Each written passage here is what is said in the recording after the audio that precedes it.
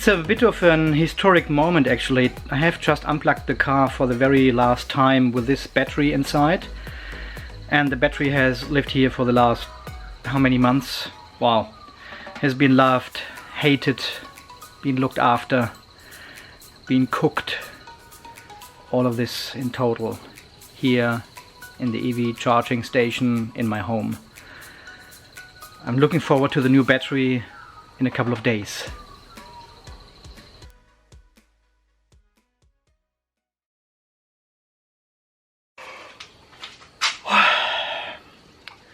First morning after the first live chat. I'm tired. It was awesome. That was really amazing. Guys, welcome back to another episode of Unplugged EV Australia. Sunny, not so sunny this morning. Got some clouds, which is good. The frog. Predicting some rain. No, there won't be any rain. Anyways, guys, this will be the last morning with the PHEV before the battery replacement.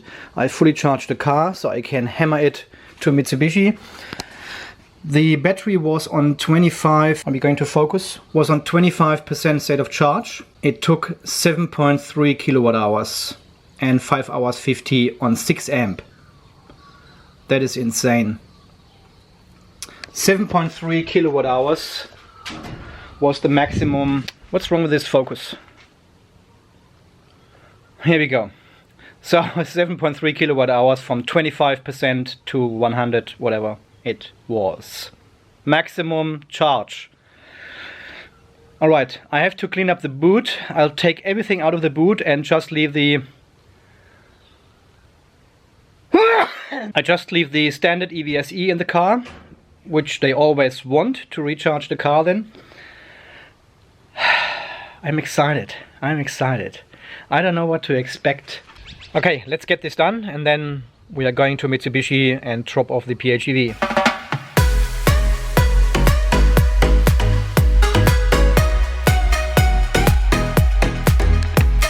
So, standard EVSE. Nothing in here. All good. That's what they want. Charge complete. Okay, last time firing up the battery. The old battery, and we're still on 70.5% state of health. So nothing has changed since yesterday, which is pretty good. And look at this, 98.9% state of charge in the morning. I need to take out all my camera gear, all my suction holders here, and put them in the loan car. So we have now arrived at the local Mitsubishi dealer here at my place. Got no blinker oil.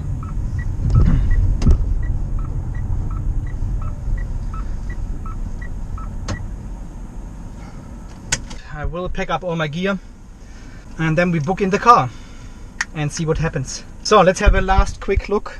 70.5, 26.8 ampere hours. We've got the kilometers of 8560 at 27 degrees. Well, this will change anyway, so yeah, don't worry about the temperature. So is Evan actually going with them to Toowoomba to replace the battery? So he no? Okay. Do you have a time frame how long it will take? Approx? Not too sure. Yeah. Okay. Okay. No worries. When I walked in the dealership this morning to sign all the paperwork for the loan car, a lot of people seem to just hang around and pretending to be busy with catalogs and paperwork, and they were all looking over to us when I was talking to the service manager. So it looked like they somehow recognized me from somewhere. Guys, I hope you have all subscribed to my channel.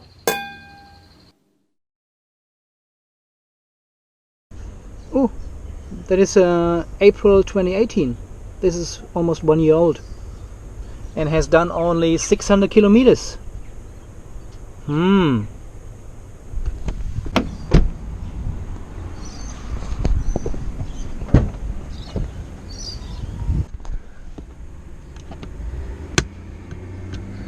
12-volt power outlet. And and no charge port.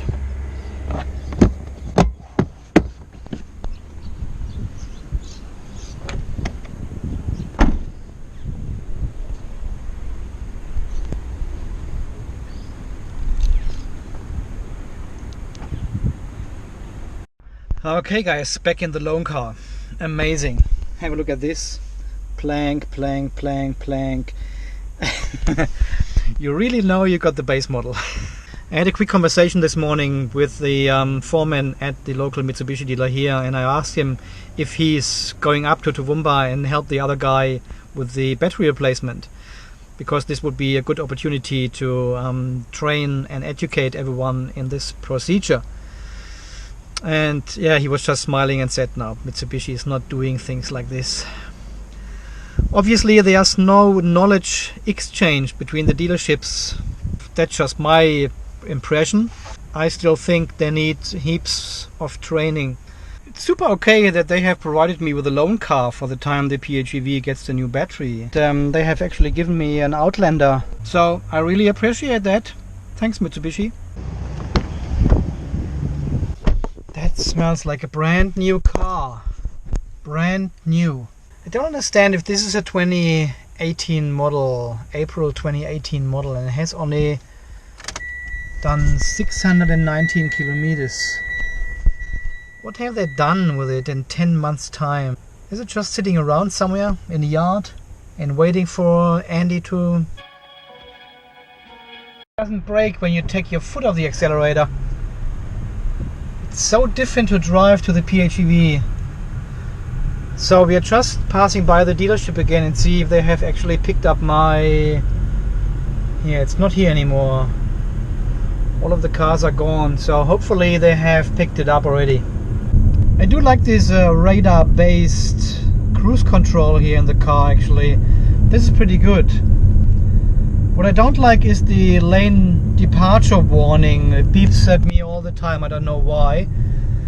There are not even lanes here, but it started beeping all the time. See if I get over here. It can't detect the lines. But it was before, there were no lines on the road and it was beeping all the time.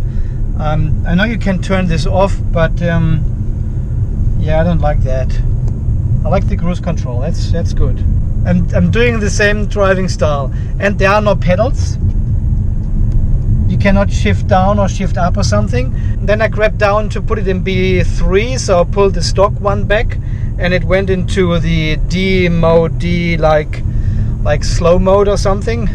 I have not heard back from Mitsubishi. I have not spoken to anyone about the car. To open the gate. Blink. So let's see if we can get some information tomorrow with a date when the car is ready. I like the smell of this car, but I don't like the lane departure warning. That's not good. I don't understand is why do you have a low gear option here on the shifter? This is not a four-wheel drive car, so it's only front wheel driven, and you still have a low gear. Is this for pulling caravans or something? I don't get this. I thought low gear makes only sense when you do four-wheel driving and stuff like this, so not sure. Anyway, we are back home. We made it. 7.3, 7.4 liters per 100 kilometers. I managed. Okay guys, this is just a very quick update for today. So the car is in the workshop. Today is Monday, so you get this car is in the workshop in Toowoomba, hopefully, and I hope it's doing okay there, just by itself. Very lonely without me, without the charger tonight. Big surgery day tomorrow for the PHEV, and I hope she's doing okay up there.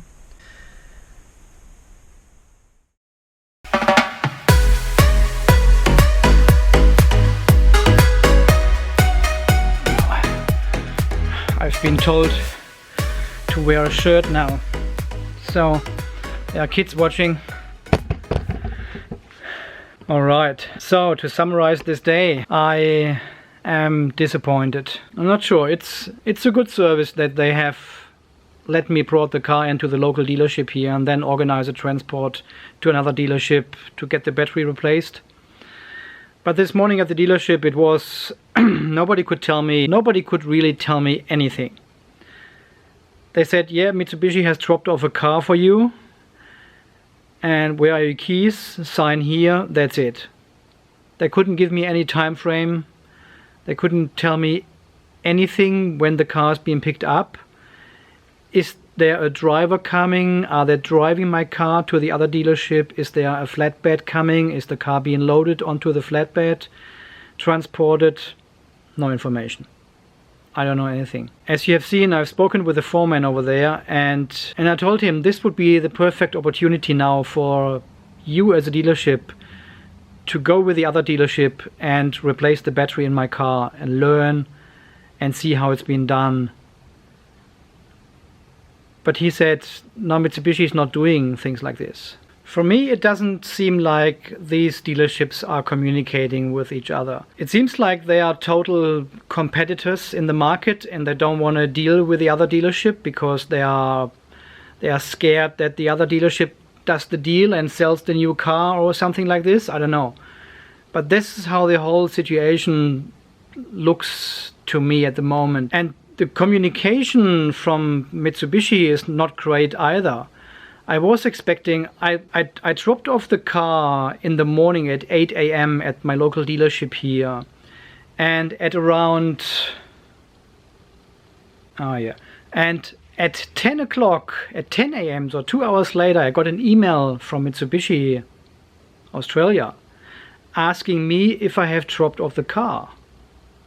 Well, why would you ask the customer and not ring the dealership? There's obviously a communication issue within Mitsubishi Australia. Why would you contact the customer or not the dealership and ask this question? I mean, the car was booked in for quite some time now, for this morning, and then for the rest of the day, there was nothing. There was no phone call, there was no email. I don't know where the car is at the moment. Officially, I would have thought they communicating a little bit better. They give me an update on the car, where it is, what the time frame is. So I'm working in a customer service environment as well. I'm constantly sending emails, writing texts, making phone calls. I'm constantly informing my customers what is going on with their products, with their faults. I mean, Mitsubishi Australia sent me an email and asked me if I have dropped off the car. Wow. I'm not blaming the local dealership here. If they don't know anything about what will happen, that is not their fault. But this is another thing from Mitsubishi Australia. They're obviously not communicating with the dealerships. They're not informing them. They're not getting back to me at all. So I don't know anything. I can't tell you anything tonight. Last year when I had the car in, no, it was not last year, it was in 20, when they did the reset in the other dealership where the car is right now, and they did the reset on the BMS.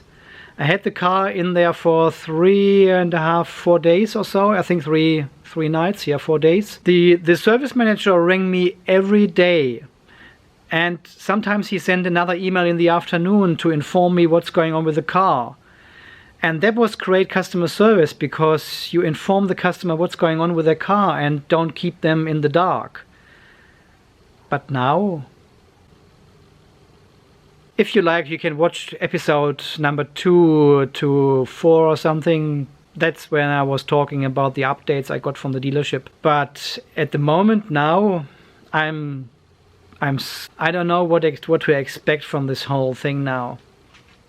I was really expecting at least a phone call or another email from Mitsubishi and saying, look, we have picked up the car, it's all good, it's in the other dealership, we are doing the battery replacement tomorrow, and then we do all the testing and you can pick it up on Wednesday. And if something changes, we let you know. We just inform you. We just send you another email. We just give you another call. Whatever. But just inform the customer. Well, anyway, guys, this is all I have to say for today. Thanks for watching. Thanks for your support, guys.